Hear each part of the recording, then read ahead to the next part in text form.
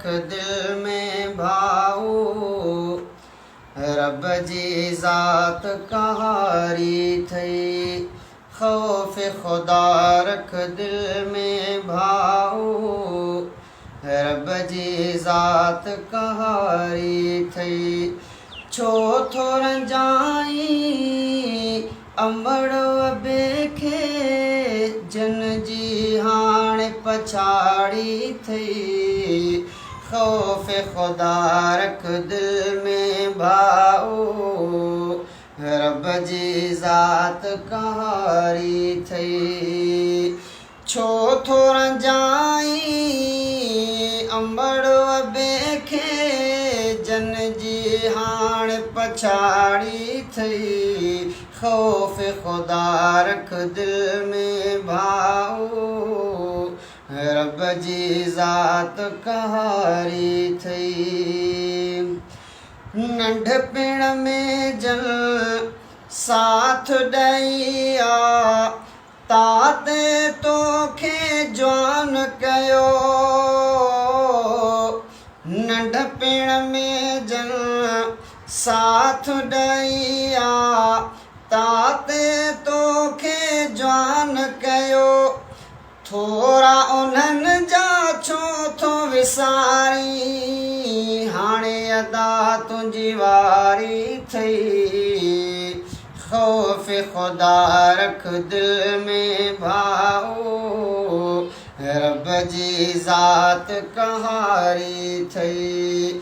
छो थो रंजाई अंबड़ बेखे, जन जी हाणे पछाड़ी थई। खौफ खुदा रख दिल में भाऊ, रब जी ज़ात कहारी थई। पारत तिन जी कई थई कादिर, खोले पढ़ कुरान सचो। पारत तिन जी कई थई कादिर, खोले पढ़ कुरान सचो। उफ बिन तिन खे चओ तो प्यारा, सच हकीकत सारी थई। खौफ खुदा रख दिल में भाऊ, रब जी ज़ात भलाई थई। खौफ खुदा रख दिल में भाऊ, रब जी ज़ात कहारी थई।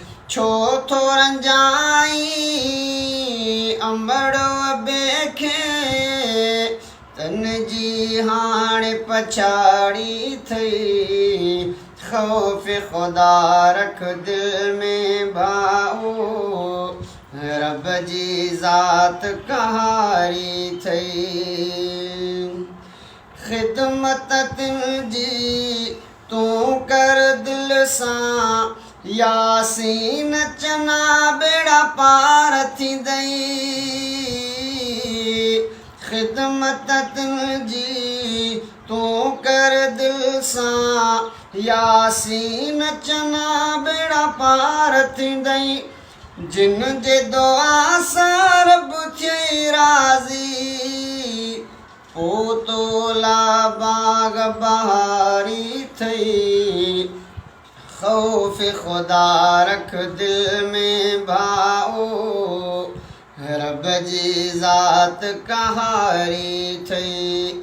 छो थो रंजाई अंबड़ बेखे, जन जी हाणे पछाड़ी थई। खौफ खुदा रख दिल में भाऊ, रब जी ज़ात